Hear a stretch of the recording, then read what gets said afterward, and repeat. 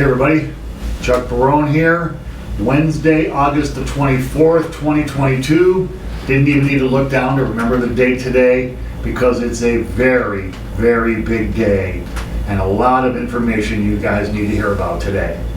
Before I start the show, like always, I want to thank all of you viewers, subscribers, people lurking, trolling, whatever. We really appreciate your guys' support for the channel, for the videos, all your views and likes, and just the way you guys have made this blog a success from the very beginning, and the way you guys have stuck with us. We really appreciate your support more than you know, guys, really. Also a special shout out again to my buddy Jordan Dove, who is helping me out with production on these videos this week while my regular assistant Jake is in Ireland for a football game, go figure. Anyway, Jordan's done a heck of a job. If you got any complaints about the theme music, though, Jordan's the guy to talk to. I guess Jake took the music with him to Ireland, so when he's back next Monday, you'll hear the regular theme music again, okay, guys? Anyway, in the markets today, very strange day in the markets. I think now the market's kind of trying to decide again which way it wants to move with this information on the Fed. So the other day was a down day, everything basically down. Today, everything basically up, right? The stock market was up today across the board. NASDAQ, S&P, Dow all up. Not very much, very small gains. But in the face of what we're looking at in this economy, it's amazing to me that the market's having any up days at all right now. So we'll see where this market goes. Big news coming tomorrow. Big stuff coming on Friday. This week's going to finish with a flourish, guys. So make sure you're tuning in this week. The bond market today, bond market actually fell small. The 10-year up over 3.10%. Very scary stuff for the stock market. You know, the market hates higher rates. This 10-year's been creeping up, creeping up, creeping up. The spread between the 10-year and the 2-year, a little bit wider today, about 30 basis points, but still narrowing. So it's interesting, going to be interesting to see after St. Jerome of Jekyll Island's comments on Friday, how the market reacts and exactly what he has to say. The dollar today up small but still powerful, over 108.5 on the dollar index. It's king of currencies right now. There really is nothing around the globe even close to it. The Chinese are actually cutting rates. I read today that China has they're paying out more unemployment right now in China than they ever have in the history of the country. So the Chinese economy not looking great either, guys. Metals today, in spite of the strong dollar, up small. Gold, last I looked, $17.54 per ounce. Silver, $19.22 per ounce. I'm happy to see silver moving up a little bit above that $19 line. I was thinking that if it broke under $19, you'd probably see a pretty decent fall, a buying opportunity for you silver buyers out there. But looks like silver's holding its own with the dollar at 108. Looks like that $19 support, at least for now, is holding up. Oil today up $95.33 per barrel for West Texas Intermediate. Natural gas, $9.23. Natural gas has really gone crazy. It's basically tripled. It's causing big problems all around the world with people's power bills, and we'll have a little more on that later in the show. Bitcoin today up small, 21,724 last time I looked. Glad to see Bitcoin holding support above 21,000. I really thought that it was going to go down and test the lows around 18,500.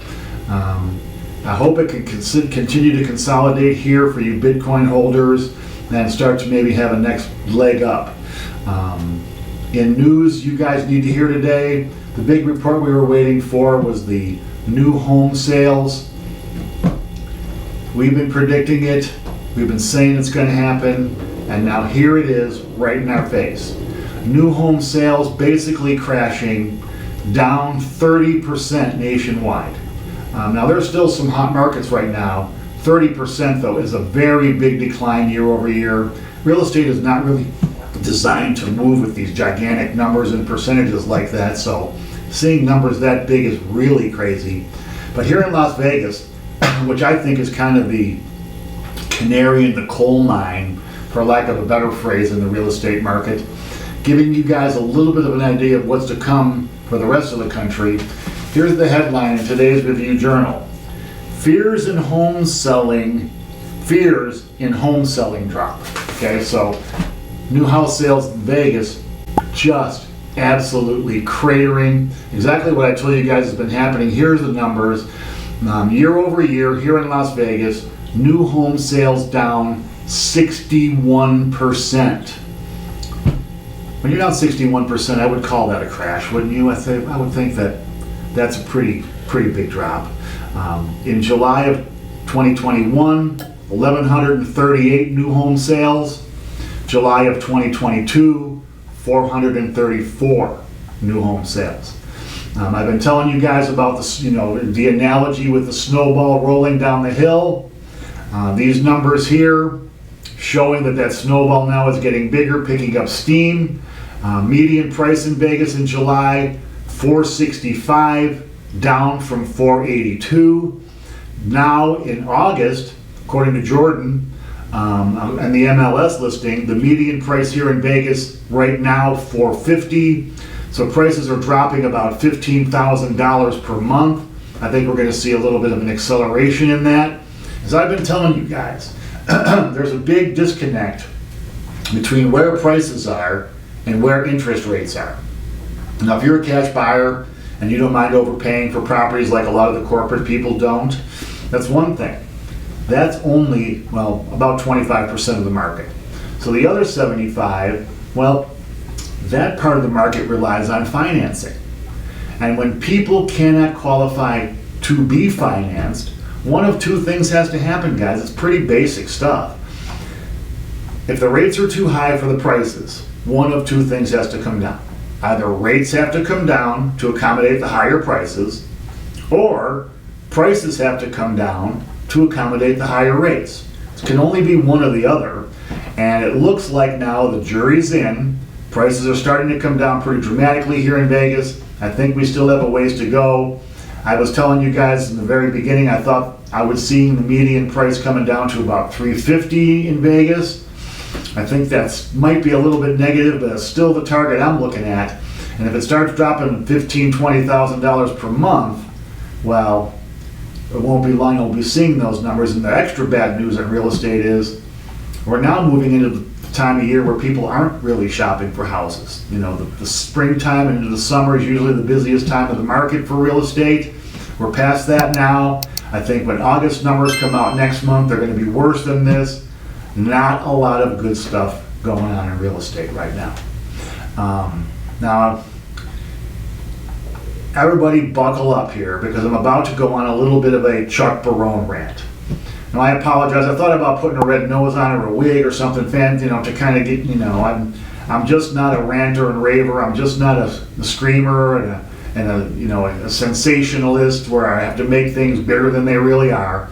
But I just am seeing some stuff right now that's getting, I'm an Italian kid from New York. So when I get angry with the very best of them, guys, but I've been trying to keep it, for the purposes of this show, to a little bit more of a professional level. Try not to drop the F-bombs and all the other stuff that goes along with a typical rant, especially from a pretty angry Italian guy, right?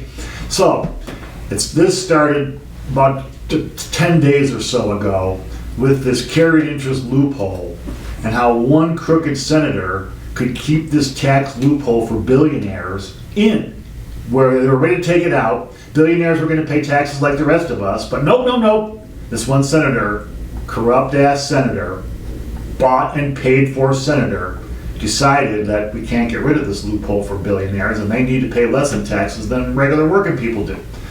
That got me started. But now, the news I'm reading this morning, I gotta say, guys, it's just making me go crazy. So we got $3 billion more dollars heading to Ukraine for more war. How does this serve the national interest of the United States, guys? We're talking now, we're up to about $60 billion in aid for Ukraine in the war. Now, I understand Russian aggression is a bad thing, but $60 billion when we have needs here at home that aren't being addressed. It just seems to me like, what's the rest of the world doing? Why are we the one always leading the parade with money we don't have? $3 billion. Just today, the president announces it out of thin air. There's no more Congress. There's no more appropriating this money. There's no more any of this stuff like a normal functioning government would do. Now they snap their fingers and billions of dollars happen. Billions of dollars. And then my real pet peeve today is this $3.2 billion in student loan debt bullshit, where they're gonna reward people for taking on debt, and they're gonna punish people who didn't take on debt or who paid debt off. That's $6 billion between these two items, $6.2 billion. My question is, if you're gonna do debt relief, everybody in the country has debt, right? Why not go, okay, instead of spending, this $6 billion waste crap, why not divide it among the tax-paying households in the United States, call it the debt relief bill, and send it to them to pay off any debt they want. Pay off your student loans if you want to. Pay off your mortgage if you want to. Pay down your mortgage. Pay off your car. Pay down your car. Get rid of some credit card debt. Get rid of some personal debt. Wouldn't that serve more the interest of the United States and the population than this crap they're doing? I was reading, when I saw $3 billion for Ukraine, I wanted to do a little bit of homework on our wonderful defense area, the military-industrial complex. Do you know that the United States, just our military budget is 40% of the world's military budget? We spend more in the United States, so think of the top 10. Here we're number 1. The other 9 below us in the top 10, we spend more than those other 9, Russia, China, and all the rest. We spend more than them combined. Combined. Now I gotta know, how could any of these militaries be any threat to us? How is it that Russia has supersonic missiles and we don't? If we're spending 10 times more than them, how could they possibly, in any way, shape, or form, be ahead of us in the military? How? Make me understand that. Because it sounds to me like a lot of palms getting greased, a lot of fat cats getting fatter, the taxpayer, as usual, getting hosed. It makes me go crazy, guys. This is the reason I'm an equal opportunity hater of government. Doesn't matter red team, blue team, purple team, or whatever team. They're all full of shit. Not a one of them cares about the middle class. Not a one of them cares about working people. The rich people have their party. The poor people and the immigrants have their party. The middle class, you know what we get, guys? We get the bill. We get the bill for both. It's getting to the point here. I don't really know the answer what in the hell we can do about it, other than throwing the bums out. So I tell you this, that congressman you keep voting for, re-electing over and over and over, he's full of crap. Doesn't care about you. I don't care red team, blue team, guys. Time to get rid of some of these guys. Time to get somebody in our government who's not a lawyer, can represent working people. I saw a thing today that was just astounding to me. It said 2 million households, 1 in 6, 20 million households, 1 in 6 households in the United States are so behind on their power bills, they're being threatened with their power being shut off. 1 in 6 households. They're calling it, for the power companies, a tsunami of shutoffs coming. So people can't pay their power bills. They're choosing between their rent, their food, their kids, whatever they need, power bills. People who aren't making it all work. We've already been talking about on the show, people are going into debt just to pay the necessaries. But now we're talking about people not being able to pay their power bills. The winter, summer here, air conditioning, winter coming, heating. How can you possibly survive in this world without power? You can't. So rather than pissing this $6.2 billion away on people who don't want to pay their own loans they signed for, or sending weapons to countries we really have no vital interest in, couldn't we have taken that $6.2 billion and helped some of these people, or all of Americans, with their power bills? Anyway, guys, I rant, and this kind of stuff frustrates me. It's like, we've never needed good governance more than we need it now. And we're never got worse governance than we're getting now. I don't know. Third party, maybe we need a third party for working people. I don't know what the right answer is, but I'm telling you, if we continue on this path, somebody's going to find that answer, and some stuff's going to change in this country, and who knows how that works out. Anyway, guys, that's all I got for today. Sorry for the rant. Anyway, as always, if you like what you're hearing here, hit the like, subscribe to the channel if you haven't already, and double check your subscriptions too, because we're bleeding subscribers right now. I think YouTube is doing a purge for us, so make sure your subscription is still there. Make sure you click the bell, ring the bell for your notifications, ask your questions and comments. We appreciate that very much. I'll be on that right after the show answering some of your guys' questions. And if you have something a little more in depth, ask chuckbarone@gmail.com. Big stuff coming tomorrow, guys. GDP report, a whole bunch of other data we're going to need to be talking about. Until we talk again tomorrow, guys, take care. Thanks.